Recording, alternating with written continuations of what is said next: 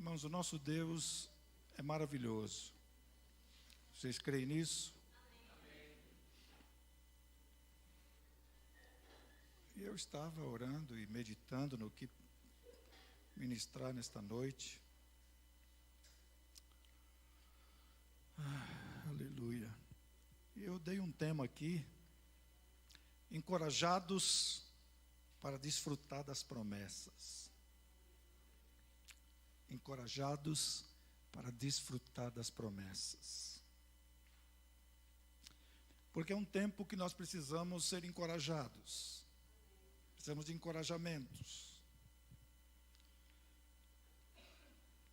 Para apontar os nossos pecados, não precisa ninguém fazer isso, porque nós já sabemos quão errados somos, não é assim, Jorge? Nós já sabemos quão errados somos. Basta a nossa própria consciência, muitas vezes, ficar nos acusando de coisas erradas que nós fazemos. Embora nós não podemos, ou melhor, embora nós não devamos viver debaixo de acusação, viver debaixo de condenação. Porque para nós já não vale mais nenhuma condenação. Mas infelizmente o inimigo da nossa alma, ele nos prende com acusações, com condenações. Acusação porque você não fez isso, porque você não fez aquilo, porque tua célula não prosperou, porque você não caminhou, porque você largou, porque você abandonou, porque isso, porque aquilo, uma série de coisas. Isso eu digo para os irmãos que não sou diferente de vocês, não. Não sou diferente de vocês.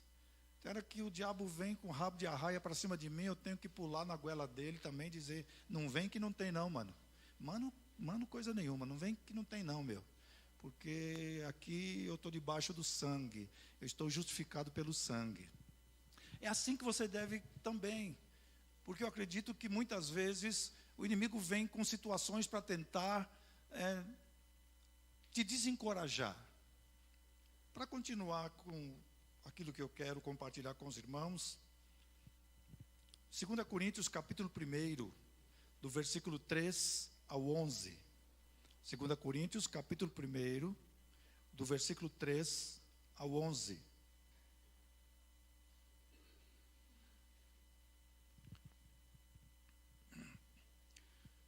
Bendito seja o Deus e Pai de nosso Senhor Jesus Cristo, o Pai de misericórdias e Deus de toda consolação.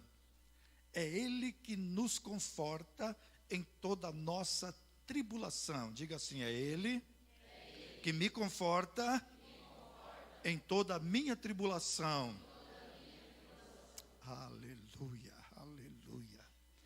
Para podermos consolar os que estiverem em qualquer angústia, com a consolação com que nós mesmos somos contemplados por Deus. Porque assim como os sofrimentos de Cristo se manifestam em grande medida a nosso favor, assim também a nossa consolação transborda por meio de Cristo.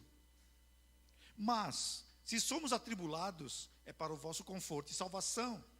Se somos confortados, é também para o vosso conforto, o qual se torna eficaz, suportando vós com paciência os mesmos sofrimentos que nós também padecemos.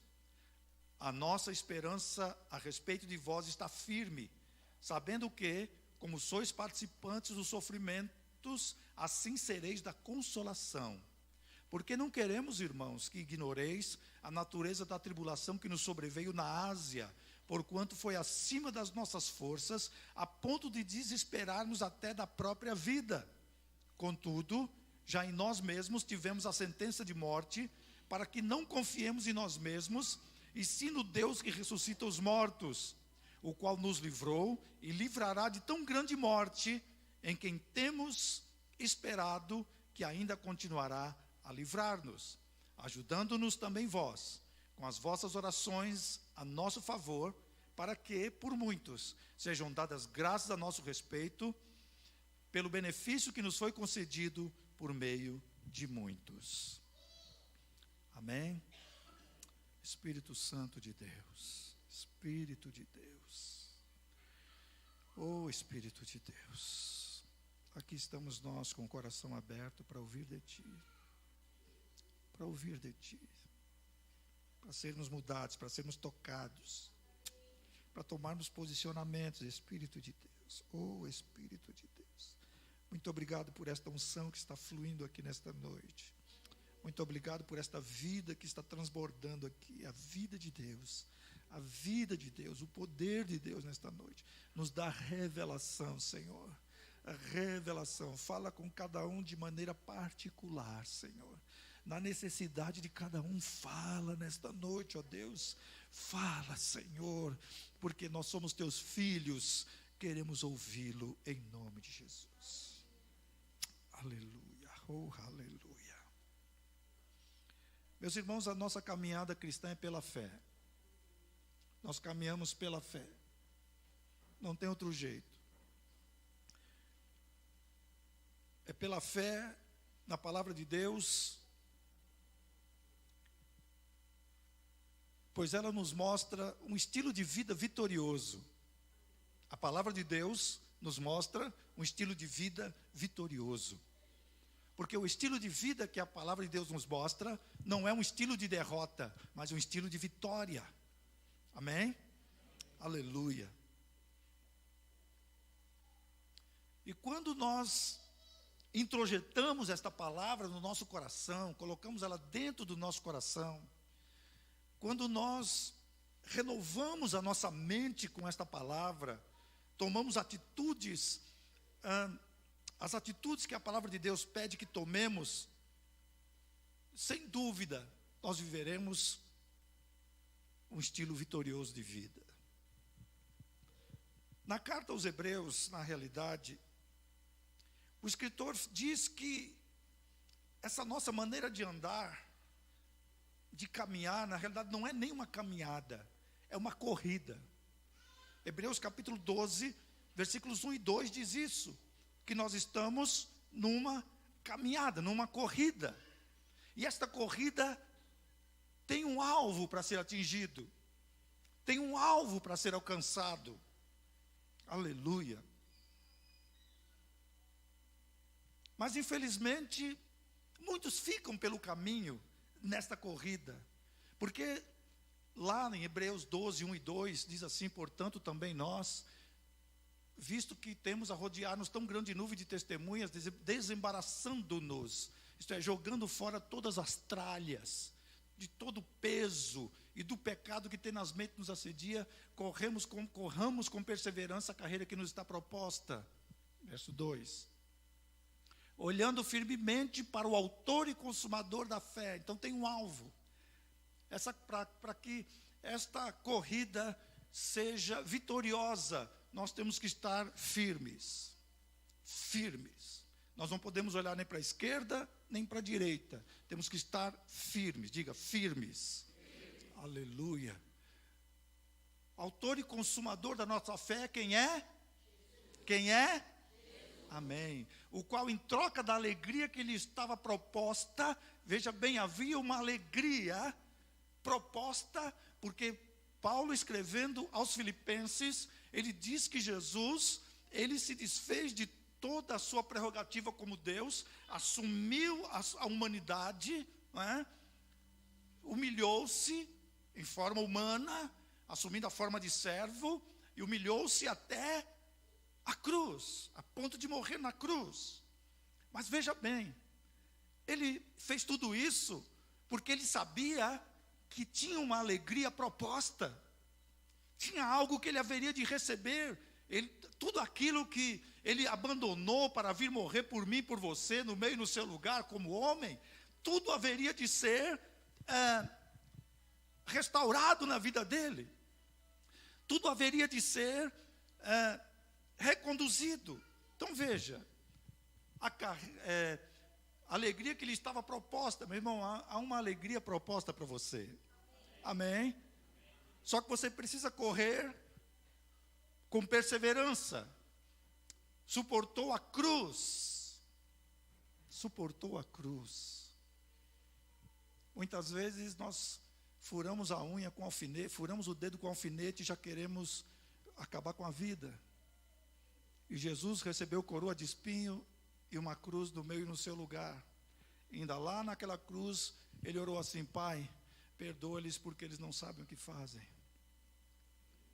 Não sabem o que fazem. Ele desprezou tudo isso, mas porque a visão de Jesus estava além daquela cruz.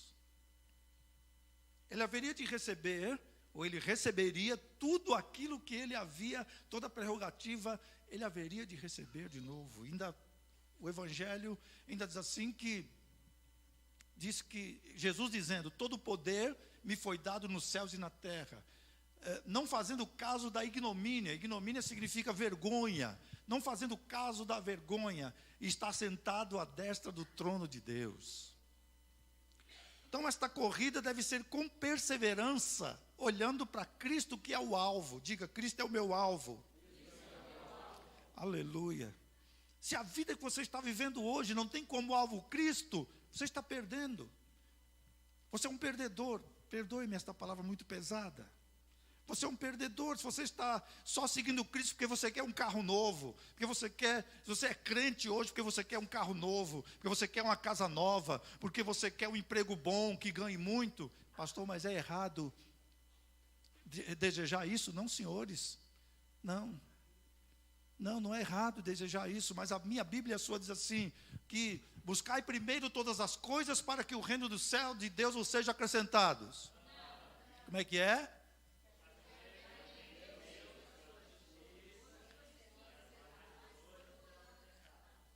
Trocando de miúdos, o reino de Deus é o próprio Cristo. Cristo é o reino. Cristo é em quem estão ocultos todos os tesouros da sabedoria e do conhecimento. Aleluia. É em Cristo. Você quer Cristo? Então começa a pedir para Deus: Deus, eu quero mais de Cristo. Acabamos de cantar aqui agora o quê? Mais de ti, menos de mim. Deus tem tudo isto. Sabe quando a nossa vida será de completo regozijo, de desfrute? Quando nós tivermos mais de Cristo. Cristo é o centro. Por isso que os teólogos dizem que a nossa vida tem que ser cristocêntrica. Isto é, Cristo é o centro, não é o homem que é o centro. Deixa eu falar duas palavras esquisitas aqui. Falei uma cristocêntrica, agora deixa eu falar a antropocêntrica. Isto é, o homem é o centro. O homem não pode ser o centro. Cristo tem que ser o centro, porque nós estamos sendo transformados cada dia conforme a sua imagem. E à medida que nós buscamos mais de Cristo, tudo vem no pacote. Quanto mais eu busco o reino, mais eu tenho de Deus, mais eu tenho de Cristo. Aleluia. Nesta corrida ou caminhada, nós enfrentamos muitas dificuldades. Não é verdade, irmãos? Você enfrenta, eu enfrento. Amém? Muitas dificuldades, muitas tribulações. Eu quero dizer que estas coisas são normais da existência humana. Tribulações, dificuldades, são coisas normais da existência humana. Diga comigo: tribulações e dificuldades são coisas normais da existência humana. Amém? Porque João capítulo 10, Evangelho de João capítulo 16, verso 33, está dizendo: no mundo vocês só terão alegria. No mundo tereis o quê? Aflições. Mas não fiquem desencorajados, não fiquem desanimados, porque Jesus diz assim: eu venci o mundo. É por isso que você pode se encher de coragem, porque Jesus já venceu. Amém? Vocês lembram do Tetelestai? Está consumado? O está consumado. Jesus já consumou todas as coisas. O que eu e você agora precisamos fazer é crer que já estamos no Santo dos Santos, da presença de Deus, e desfrutar daquilo que Cristo já nos deu, da realidade que nós já somos e já temos e podemos desfrutar em Cristo. Aleluia. Sabe por quê, gente? Porque o Senhor garante que Ele nunca nos deixará sozinhos.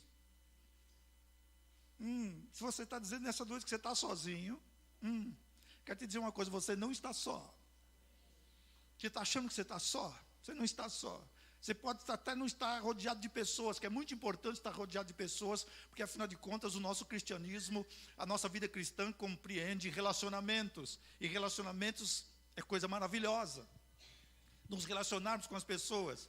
É verdade que nós só gostaríamos de nos relacionarmos com pessoas que têm os mesmos gostos que nós, não é verdade? Só gostaríamos de relacionar com pessoas que gostassem de tudo de amarelo, igualzinho eu, né? Assim.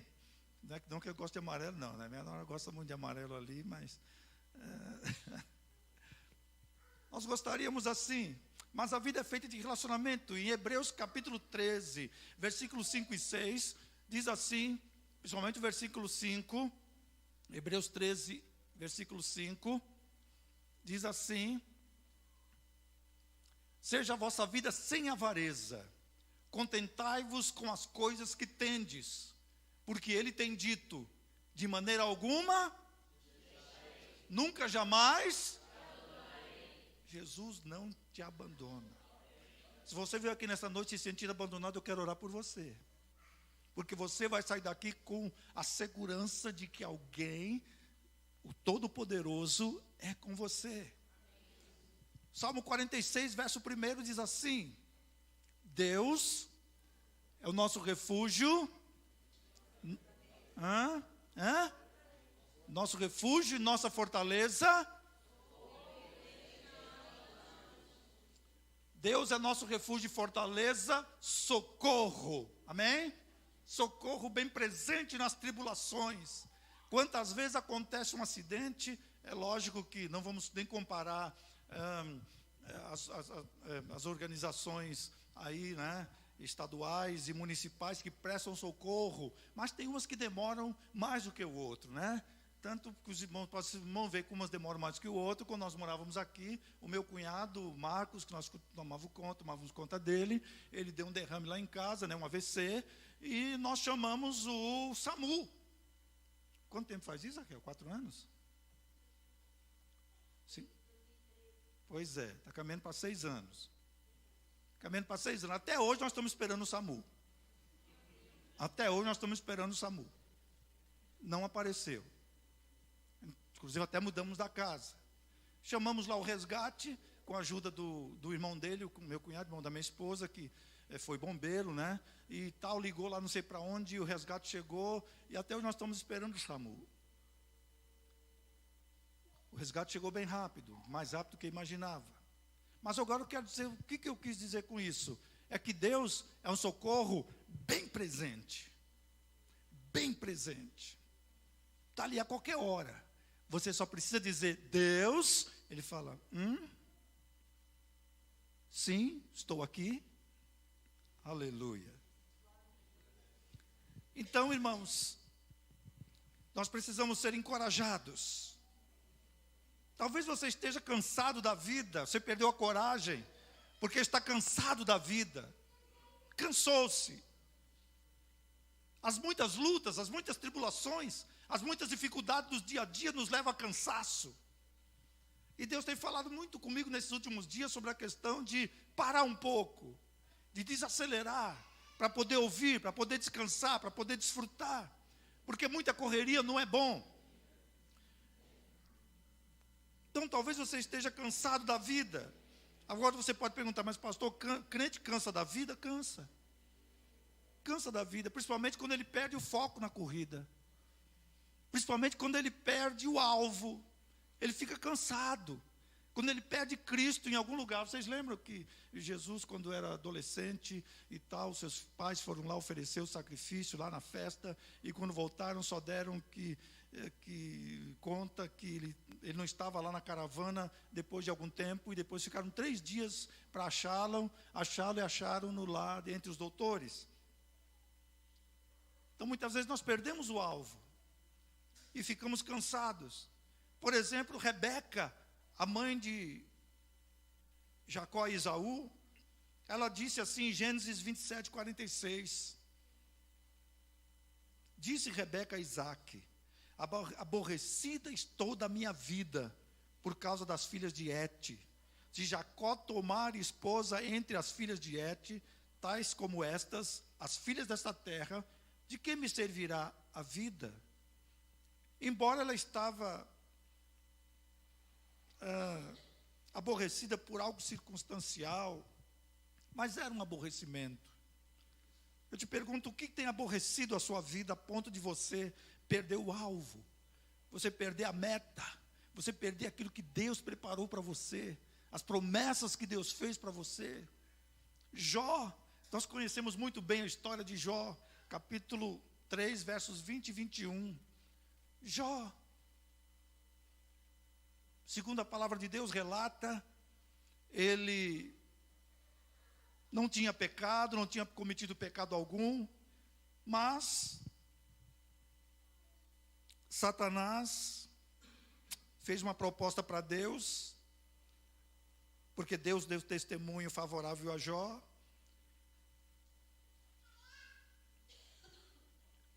Deus aceitou o desafio, permitiu tudo aquilo na vida de Jó, mas Jó não sabia o que estava acontecendo.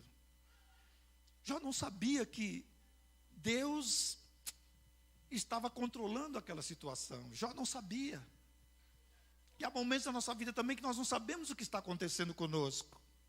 Não sabemos a que nível Deus está trabalhando ali. Então Jó, no seu desespero, que eu também não seria diferente, se olhasse para mim mesmo e dizer, pô, não matei ninguém, não adulterei, não fiz isso, não sou corrupto, não sou político corrupto, por que eu estou sofrendo tudo isso?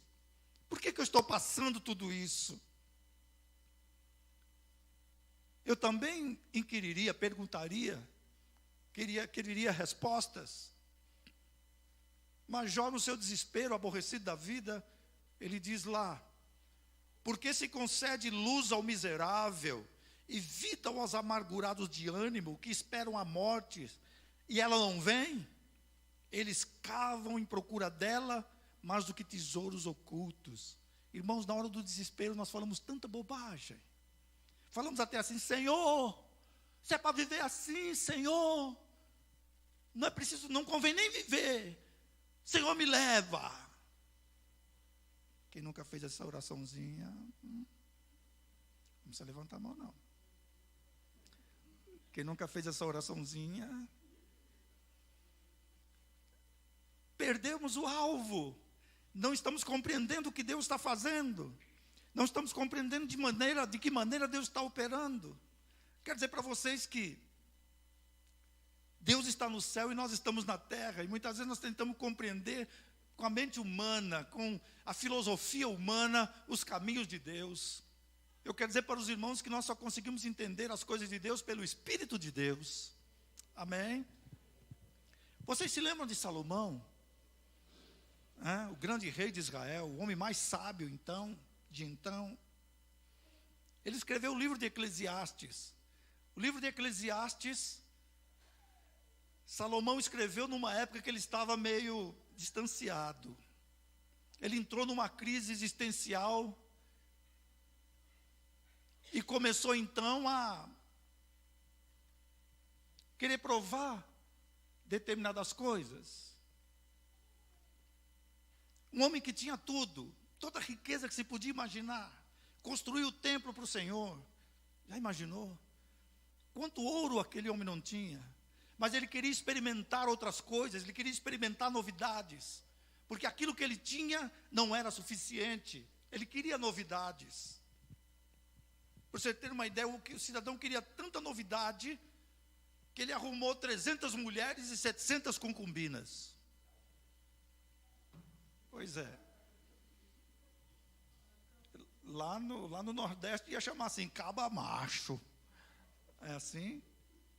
Caba desapetechado, mas vamos lá. Aleluia. Então ele começou a fazer muitas perguntas.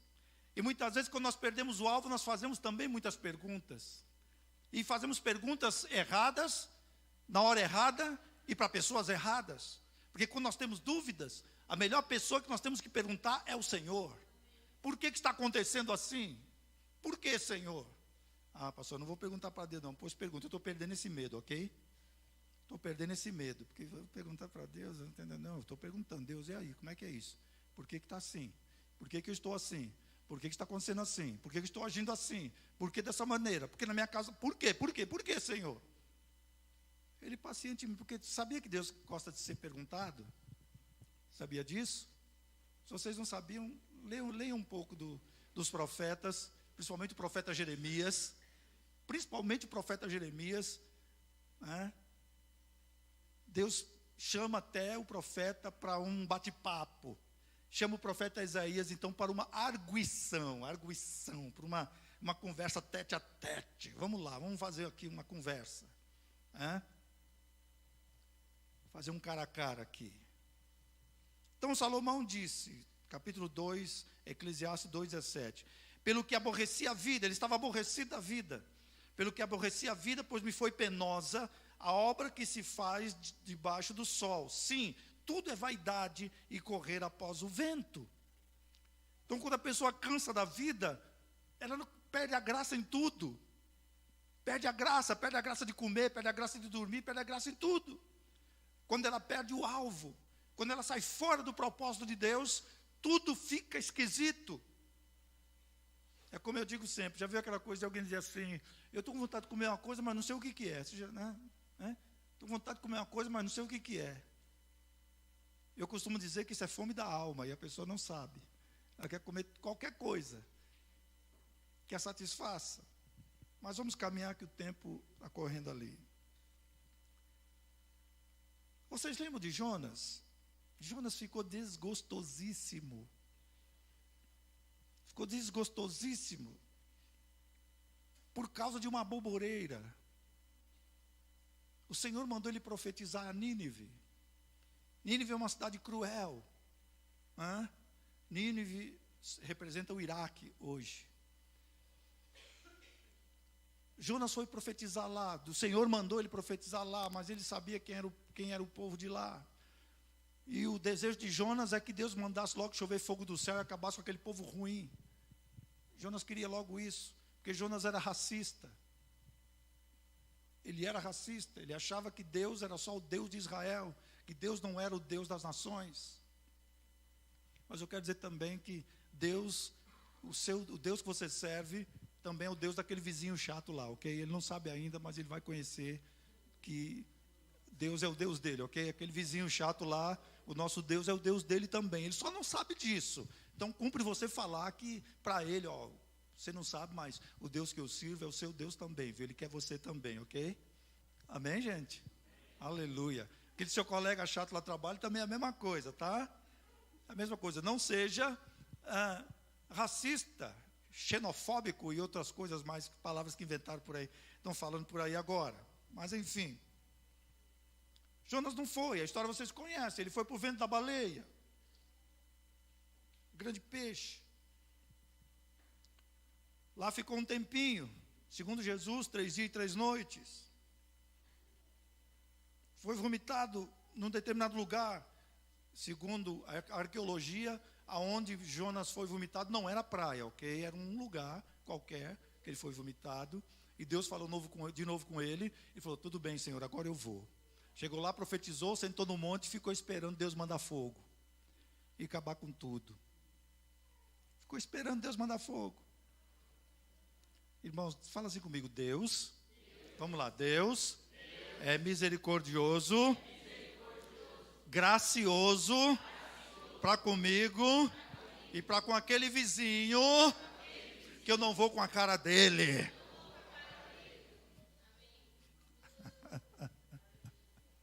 Aleluia. Principalmente com aquele irmão que você não vai com a cara dele, ok? Principalmente com aquele irmão que você não vai com a cara dele. Deus é gracioso com você e é gracioso com ele também. Talvez o nível de graça que você entendeu, ele ainda não entendeu. Ele ainda não teve revelação, mas ele terá revelação. Se ele não tem revelação, diga, Senhor, dá revelação ao meu irmão, para que ele veja mais de ti, para que ele veja Cristo, para que ele contemple o Senhor, para que ele veja o Senhor. Aleluia. Então Jonas está lá, um sol, né? Porque lá é muito sol, 35, 40 graus a sombra. E daqui a pouco Deus mandou cresceu uma boboreira da noite para o dia. E Jonas, né? Talvez assim, meio desprovido de cabelo, né? Calvo, careca. e lá queimando, e quando vê aquela borbolejazinha gostosa, maravilhosa, ele fala, aqui estou bem, estou maravilhoso. E daqui a pouco Deus mandou lá um bichinho e tal, e a história vocês conhecem. E quando o negócio murchou, né, quando a borboleta murchou, que quando veio o sol, Jonas falou, peraí, caramba. Não pode ser, agora mesmo estava uma sombrinha aqui gostosa. E ele ficou aborrecido por causa da borboleta. Às vezes nós ficamos aborrecidos por tão poucas coisas, enquanto nós temos coisas superiores, que nós precisamos pensar, orar, buscar o Senhor sobre isso. Jonas pediu a morte, por causa de uma borboleta e o sol na cabeça, gente.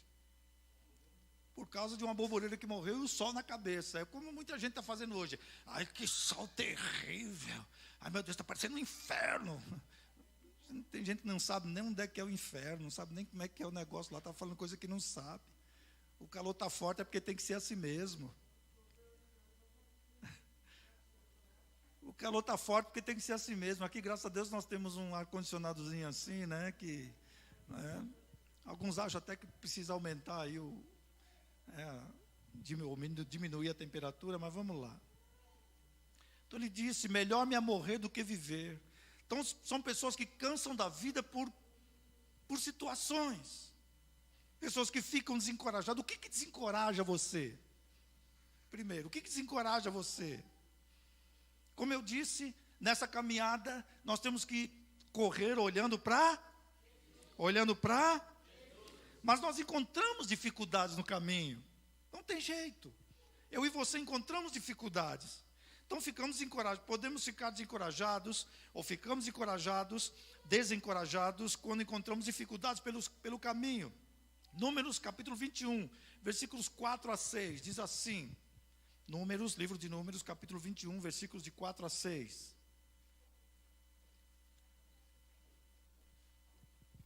Vou rapidinho aqui para nós terminarmos logo. Tem só 5 folhas aqui.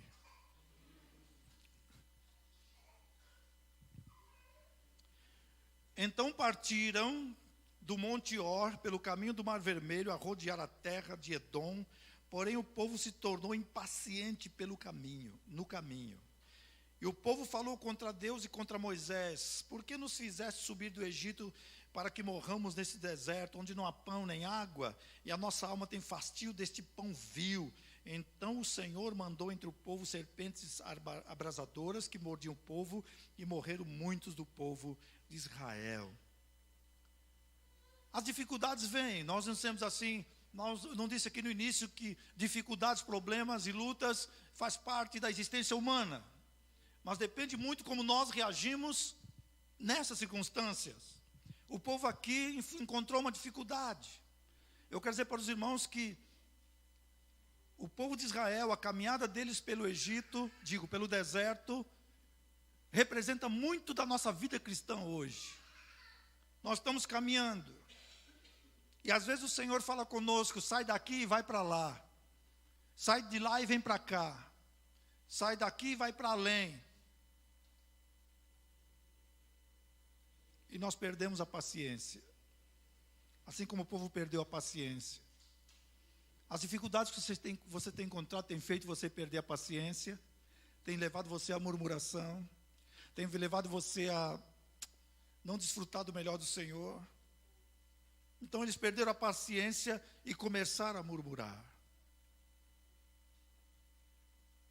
Segundo lugar,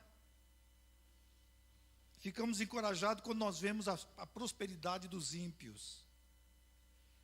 Salmo 73 é bem claro, já falei muitas vezes sobre ele aqui, que Asaf, salmo lá da família de Asaf, a partir do verso 1, Salmo 73, a partir do verso 1, diz assim: com toda certeza Deus, aqui eu estou lendo aqui na tradução King James atualizada, esse texto aí.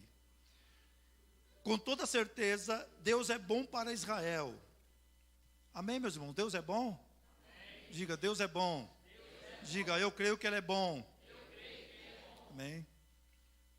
Mas no verso seguinte ele diz assim: quanto a mim, quanto a mim, os meus pés quase tropeçaram, por pouco não escorreguei. Por que que eu escorreguei?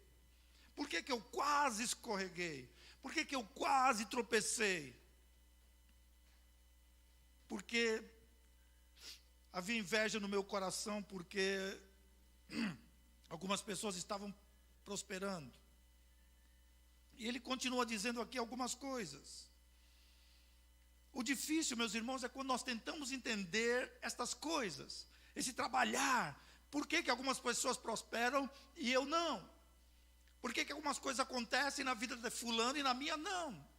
Ao invés de nós irmos para Deus para saber o que está acontecendo, por que não está acontecendo, nós abrimos a boca e começamos a analisar, como eu já disse aqui, de um ponto de vista meramente humano. Meramente humano. Nós temos que ir para Deus. Ele disse que verdadeiramente Deus é bom. Amém?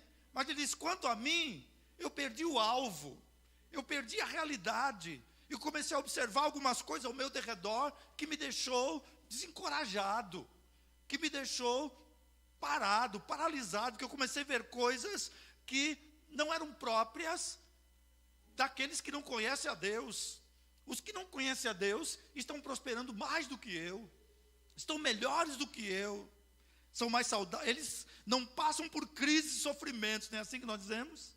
Pessoas que não passam por crise e sofrimento, ainda mais se são políticos, né? Parece que não passam por crise e sofrimentos. Tem tudo, vai ali, assim, no negócio, fala assim, ó, superfatura, vamos lá, tá, né? Aquela coisa que os irmãos já sabem. Tem o corpo esbelto e saudável, né? Pode ir, né? Principalmente as mulheres aí, né? Fulana de tal, pode fazer lipo, pode fazer isso, pode fazer aquilo, né? Body não sei o quê, e não sei o quê, não é verdade? Estão livres dos fardos cotidianos, impostos a todos os mortais. Não são atingidos por doenças como a maioria das pessoas. Então ele estava tentando entender isto. A palavra ímpio, irmão, significa, é a junção de tem um prefixo im, que é não, que é negação, e pio, que é puro, santo. Ok? Então, ímpio é não santo. Não santo. Às vezes nós olhamos para a igreja e até dizemos assim, eu sou tão santo aqui na igreja, não faço isso, não faço aquilo, e olha como eu estou. E aquele e aquela que, né, na concepção da pessoa, diz assim, vive uma vida errada, vive uma vida desse jeito, e diz, olha lá, tem tudo, tem isso, tem aquilo, tem aquilo outro. Não é assim que nós fazemos muitas vezes, nosso julgamento. Mas vejam, o versículo 16 do Salmo 73 diz assim, todavia, quando busquei compreender tudo isso, reconheci que estava diante de uma tarefa acima das minhas forças. Quando nós tentamos entender algumas coisas, como Asaf queria entender, nós só nos enrolamos mais. Mas sabe quando ele conseguiu entender tudo? Verso 17 do Salmo 73.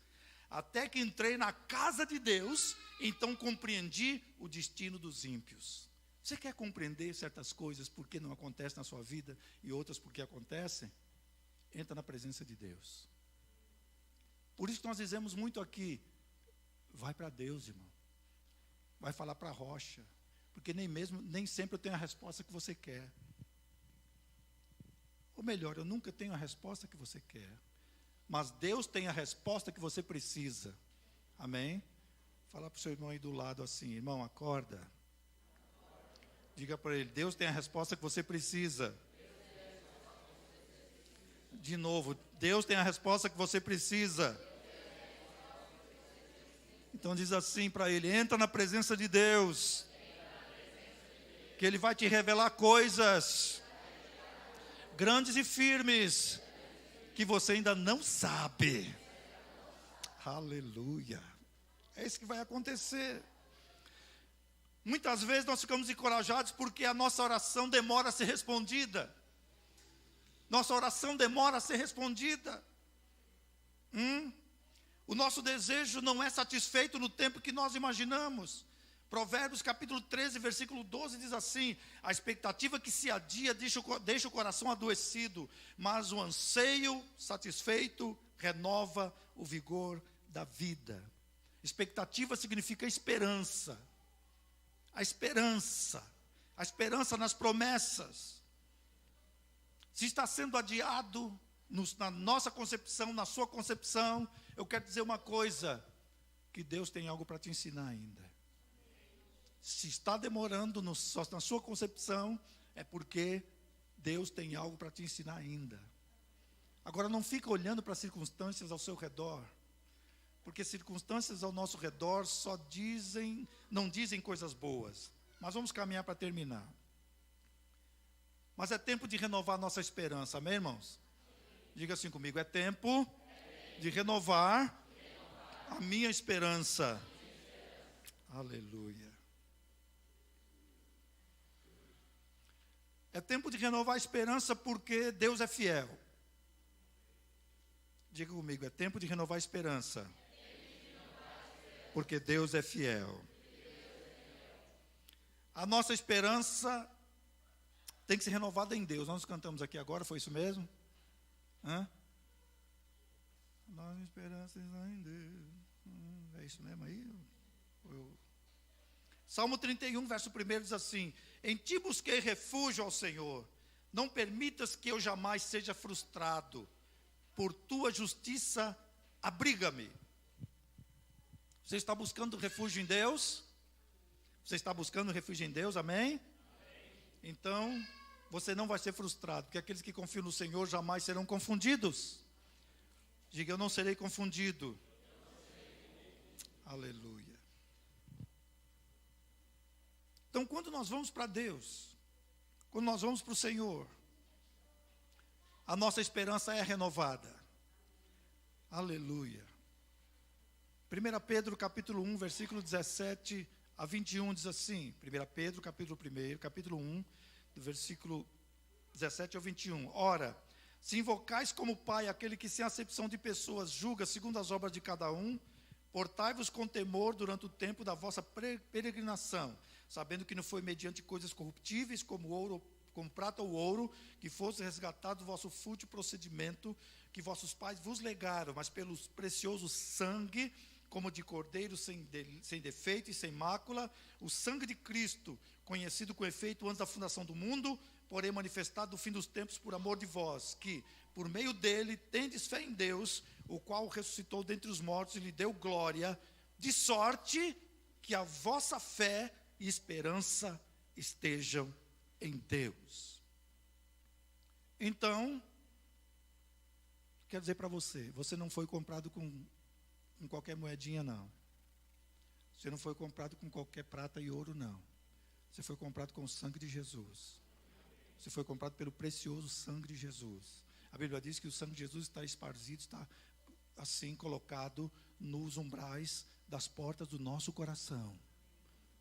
E aqui Satanás não pode entrar, porque o sangue de Jesus está aqui, amém, irmão? Amém. Aleluia. E é este sangue que nos dá essa esperança. Nós temos esperança porque somos justificados. Temos esperança porque somos justificados. Diga, eu tenho esperança porque sou justificado. Então foi esse sangue que justificou. Então agora você pode caminhar com a sua cabeça erguida diante do Senhor, renovando a sua esperança em Deus e que as promessas dele se cumprirão na sua vida. Aleluia. A nossa esperança tem que ser renovada em Cristo. Em Cristo. Por isso que eu disse aqui no início que o que a igreja do Senhor Jesus Cristo precisa hoje não é de grandes prédios, não é de muito dinheiro. Os crentes não precisam de carro novo. Os crentes não precisam de casa nova. Os crentes precisam de Cristo. Diga, os crentes precisam de Cristo. Porque junto com Cristo vem tudo o que eu preciso. É assim que funciona, amém, irmão? Aleluia. Glória a Deus. Então é em Cristo. 1 Timóteo capítulo 1, verso 1 diz assim: Paulo, apóstolo de Cristo Jesus, pelo mandato de Deus, um Salvador, de Cristo Jesus, nossa esperança. Cristo é a minha esperança. Aleluia. Você está perdendo a esperança, irmão? Se você está perdendo a esperança, nesta noite é tempo de você renová-la. Se porventura você está cansado da vida, com muita dificuldade, esta é uma noite que Deus preparou para você. Aleluia. Você quer que a sua esperança seja renovada? Amém. Então, quero dizer para você que esta é uma obra do Espírito Santo. O Espírito Santo nesta noite vai renovar a promessa no seu coração. Vai renovar a esperança no seu coração. Aleluia. Porque nós, pelo Espírito, aguardamos a esperança da justiça que provém da fé. Pelo Espírito. Busque o Espírito Santo. E para terminar, a esperança é gerada em nós pelo Evangelho. Quando eu falo Evangelho, não estou falando só das 4 biografias de Jesus. Estou falando de tudo aquilo que o Novo Testamento fala com respeito à morte de Jesus, com respeito à justificação, com respeito à graça, com respeito à vida, com respeito ao céu, com respeito à eternidade. Tudo isso é o Evangelho. A nossa justificação, a nossa santificação, a nossa salvação, nossa redenção, tudo isso é Evangelho. Amém? Então, quando nós cremos nestas coisas, nós temos esperança, santas expectativas. Vamos colocar de pé, irmãos, em nome de Jesus.